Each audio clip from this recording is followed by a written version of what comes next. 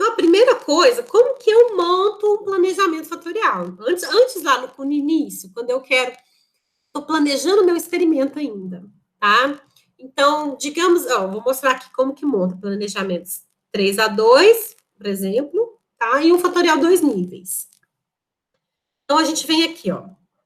Eu vou na aba de estatística, venho em industrial estatística e Seis Sigma, ele vai abrir essa aba. Eu venho em experimental design. Quando eu abro o experimental design, eu tenho várias opções, tá vendo? Os planejamentos de 2 níveis estão aqui. Eu posso fazer um planejamento completo, mas 2 níveis, mas eu também posso fazer planejamentos 2 níveis, que eu faço só uma parte dele. A gente não vai aprender aqui na disciplina, porque não é muito usual. Mas o pessoal usa mais quando eu tenho, assim, sei lá, 5 variáveis. E eu quero primeiro descartar alguma variável. Não vou fazer 2 elevado a 5. Quantos experimentos eu vou ter que fazer? Então, não, eu faço só uma fração, né, desse planejamento. A gente não vai tratar dessa parte aqui, tá? Para fazer o planejamento 3A2, a gente utiliza esse aqui, ó, 3 elevado a K menos P, tá vendo? Para fazer o composto central é esse do meio, e aqui tem outros tipos de planejamento que vocês vão ver que existem, mas a gente não vai tratar aqui, tá? Como, por exemplo, uma variável só tem 2 níveis, a outra tem 3. Tem como fazer? Tem, olha aqui, ó. A gente tem um planejamento em que eu misturo um fatorial 2 níveis com 3 níveis. Né? Pode ser muito utilizado, por exemplo, quando eu tenho uma variável qualitativa, que geralmente eu só consigo 2 níveis, porque, por exemplo, com catalisador, sem catalisador. Até que catalisador você ainda tem a concentração. Mas, por exemplo, tipo de madeira A, tipo de madeira B. É uma variável, tá? Poderia cair aqui, enquanto para cada tipo de madeira, eu tenho, então, vários níveis da outra variável, tá? Isso é uma opção. Trabalhar, então, com esse aqui também. Mas aqui, montando, então, esse planejamento, 3 níveis, 2 fatores. A gente marca aqui, dá ok, tá? Aí, ele abre essa janela. Você, nossa, que tanto de trem, qual que eu escolho? Você não quer 2 fatores? Quantas vezes você quer fazer esse planejamento? A priori, nós vamos executar o planejamento uma vez. Então, é um bloco só. Então, são 2 fatores, um bloco só, que vai me dar 9 experimentos. 3 elevado a 2 me dá 9. Aí você vai vir aqui, marcar OK. Ele vai abrir essa outra janela para você conferir. Olha aqui, ó. 3 elevado a 2, completo. 2 variáveis independentes, 9 experimentos. Aí é muito importante você vir aqui nessa parte aqui e marcar a ordem. Senão ele vai te dar tudo misturado. É randômica legal só na hora de você executar, pessoal. Por quê? Na hora de fazer a análise, eu acho muito mais fácil. Se tiver tudo padronizado, a sequência, igual a gente aprendeu a montar, que está aqui embaixo, por exemplo, para ficar mais fácil a gente fazer essa análise, tá? Então, marca aqui, ó, não deixa randômico, marca padrão e pede um sumário. Na hora que você clicar no sumário, ele vai te dar esse planejamento aqui, ó. Ele cria essa outra planilha. Não é a planilha de dados, não dá para editar ela. Então, você vai copiar essas colunas aqui e colar naquela planilha de dados que você está utilizando lá do estatística. Como que eu montaria um planejamento, então, com 2 níveis e 3 variáveis? Da mesma forma, vim no mesmo lugar, olha. E aí eu vou escolher essa primeira opção, que é o planejamento 2 elevado a um determinado valor. Dou OK, ele me dá essas opções aqui. Tá vendo? Eu quero um 2 elevado a 3. Aí eu venho aqui e ponho 3, tá? 3 fatores. E aí, se eu vou executar uma vez só e eu quero que esse planejamento seja completo, ó, 2 elevado a 3 dá 8, tá? Então, o número de corridas tem que ser 8. E você tem que marcar esse aqui. E aí, ele vai aparecer escrito full, porque é um planejamento completo. Aí, você dá OK. Marca de novo para poder dar na sequência correta e pede um sumário. Ele vai abrir, então, para vocês essa janelinha aqui, viu? É o planejamento do jeito que a gente aprendeu. Lembram do nosso exemplo que a gente fez lá na sala, um planejamento fatorial 2 elevado a 3? A gente tinha lá o efeito da temperatura e do catalisador, da concentração do reagente e do catalisador, se era catalisador A ou B, sob produtividade de um produto Y. O que a gente faz? A gente vai lá, pega o planejamento do jeitinho que a gente montou, joga ele aqui nas 3 primeiras colunas dos dados, né? E aí a gente vai conferir. Então, ó, menos 1, menos 1, menos 1 é 60. Então, fui lá, fiz esse teste experimental, pego a resposta, coloco a resposta aqui, né? Então, tem que tomar cuidado se essas colunas não estão trocadas. O importante é que você tem que pôr a resposta no lugar onde o teste foi feito nas mesmas condições. Então, ó, o 72 é uma resposta do nível maior da temperatura e o menor dos outros. Ó, maior da temperatura, menor dos outros, 72. A sequência aqui estão iguais. Então, é só copiar essa coluna. Mas eu sugiro que vocês olhem para ver se você digitou exatamente do jeito que você, né, a resposta no local correto. Eu já vi gente que, quando você pega de um outro artigo, e pode, às vezes, está tudo misturado, a pessoa vai ter que organizar, e vai ter que, então, colocar a resposta no local correto. Então, como que a gente vai fazer agora a análise daqueles efeitos, né? Então, nós vamos, ó, lá em estatística, industrial estatística, experimental design, até agora o mesmo caminho. O nosso planejamento é um 2AK, eu dou OK, e vai aparecer essa janela, aí que tá. Essa janela aqui foi a mesma que a gente utilizou para fazer o design do experimento, mas aí a gente usou essa aba do design.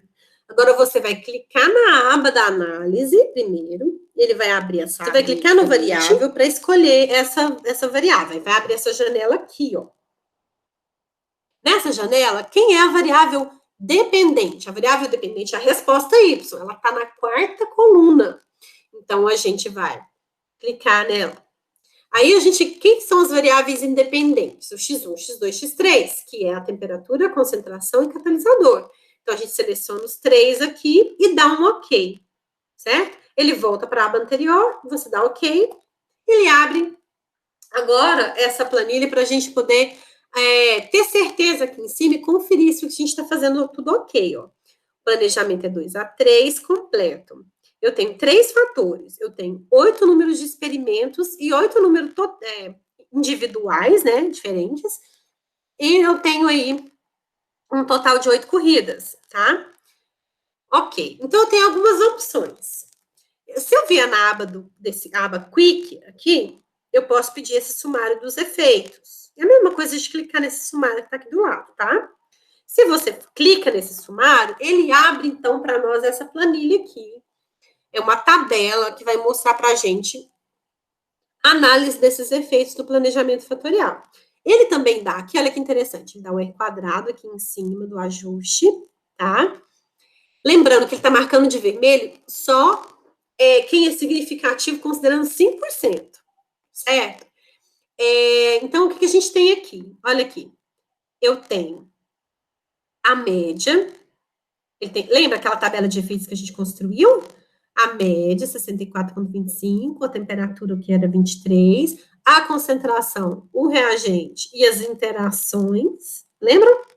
Ele me dá também o desvio padrão desse efeito, tá? Ele me dá o T lá para o teste de student, que a gente não usa muito essa parte. O que a gente usa, na verdade, é o quê? O valor aqui do P. Então, se o P é menor que 5%, aquela variável, ela influencia a resposta. Lógico, a média influencia.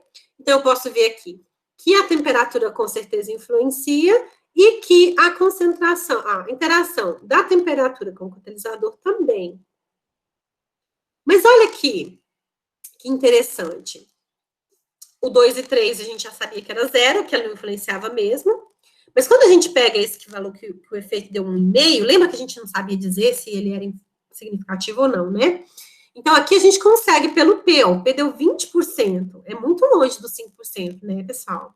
Então, realmente, esses não são significativos. Aí fica aquela questão, aquela dúvida.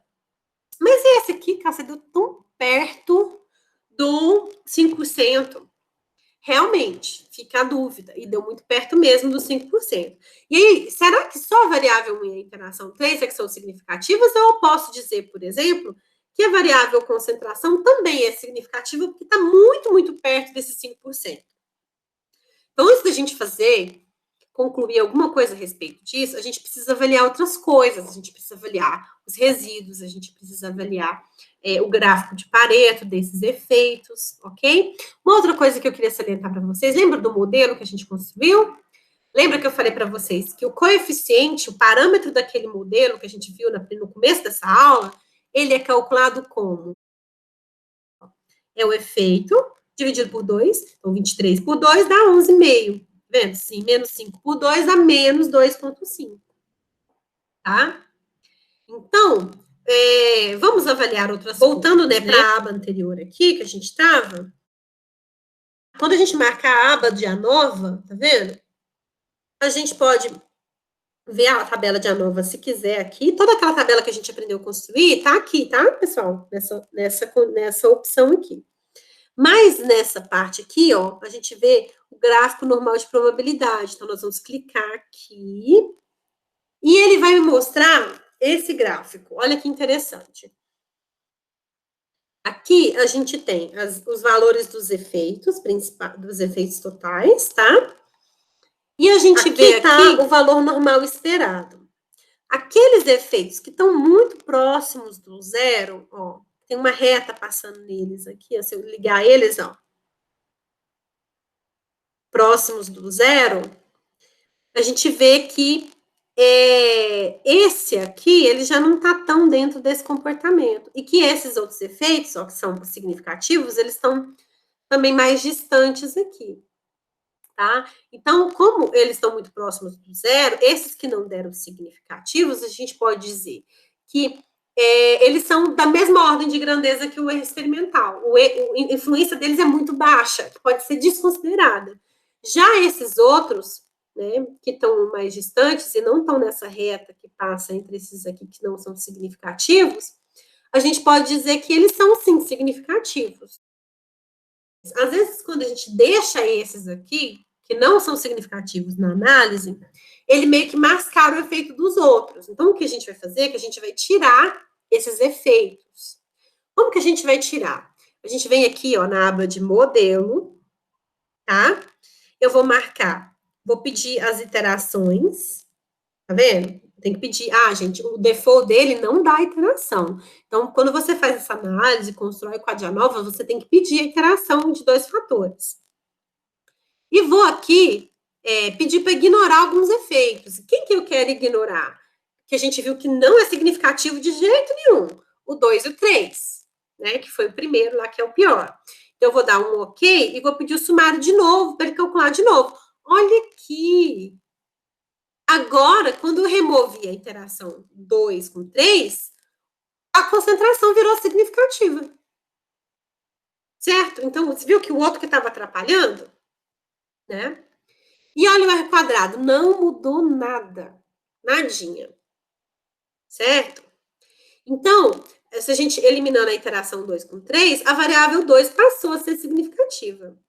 Então, o que eu posso fazer? Eu posso tirar o próximo, né? Que no caso, o que eu poderia tirar seria a variável agora K e a interação 1 com 2, para saber se elas também são significativas, porque, elas não estão muito perto dos 5%. Então, pessoal, se elas forem importantes, esse R quadrado vai cair muito, tá? Mas se elas realmente não forem importantes, não forem significativas, o R quadrado não vai cair tanto assim, tá? Então, a gente ainda precisa descobrir se a gente vai deixar ou não essas interações. Aqui eu só estou falando, né, que o coeficiente é metade do efeito. Vamos lá, então eu tirei, além de tirar o 2 com 3, eu tirei o 1 com 2. Quando eu fiz isso, o K que sobrou deu muito alto. E quando eu tirei agora todas, né, a 2 com 3, a 1 com 2 e a K, eu pedi de novo. Viu que o R quadrado quase não mudou? Ainda continua 0,99, um valor ótimo. Isso realmente me prova que essas duas variáveis, essas duas aqui, a interação e o K, lembra que o efeito estava sendo 1,5? A gente não sabia se ele era significativo ou não. Então, a gente tirou elas e agora a gente tem certeza que elas realmente não estão contribuindo muito para o modelo. Então, o efeito de quem não é significativo está entrando agora aonde? Quando eu apresento esse modelo final aqui, que eu chamo de modelo reduzido, que eu coloco só quem é significativo, o efeito do que não é significativo vai parar lá no erro, tá? Lá no erro experimental. Por isso que quando você tira e pede para recalcular, ele refaz os cálculos, tá? Ele muda alguns valores aqui. Muito obrigada pela presença